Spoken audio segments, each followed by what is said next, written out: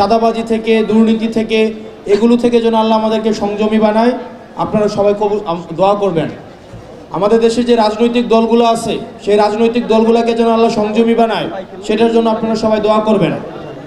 এবং কিছু দল আছে যারা চাঁদাবাজে যুক্ত, দুর্নীতিতে যুক্ত, যারা বিভিন্ন দখলে যুক্ত, যারা মব সৃষ্টি করে ব্যাংক দখল করে, তারা বিভিন্ন ব্যাংক দখল করে এখন চেয়ার দখল করছে, কিছুদিন পরে ব্যাংক দখল করবে।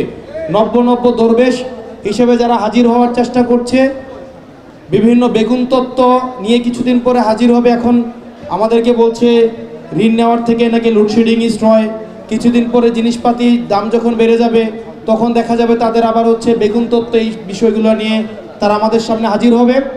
আল্লাহ যেন তাদেরকে সংযমী হওয়ার এই রোজা থেকে যে শিক্ষা, এই শিক্ষাটা যেন তারা নিতে পারে, সেটা যেন আল্লাহ সবাইকে কবুল করে, সেজন্য দোয়া করবেন।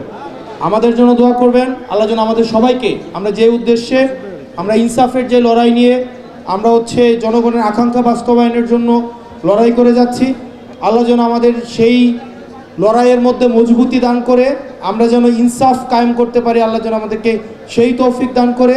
আপনারা সবাই আমাদের জন্য দোয়া করবেন। এবং আমরাও আপনাদের এই যে পিরোজপুরের আপনাদের জিয়ানগর নাগরিক ফোরাম কর্তৃক আয়োজিত আজকের এই যে প্রোগ্রাম, আপনাদের নিজেদের মধ্যে ঋদ্ধতাকে আল্লাহ দৃঢ় করে দিক। আমরা সবাই দোয়া করি আপনাদের জন্য। আপনারা ভালো থাকবেন, সুস্থ থাকবেন।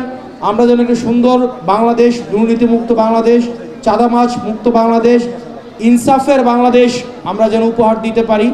সেই পথটা অনেক দীর্ঘ, কিন্তু আমরা যেন সফল হইতে পারি। আপনারা সবাই আমাদের জন্য দোয়া করবেন। আসসালামু আলাইকুম ওয়া রাহমাতুল্লাহি ওয়া বারাকাতুহু।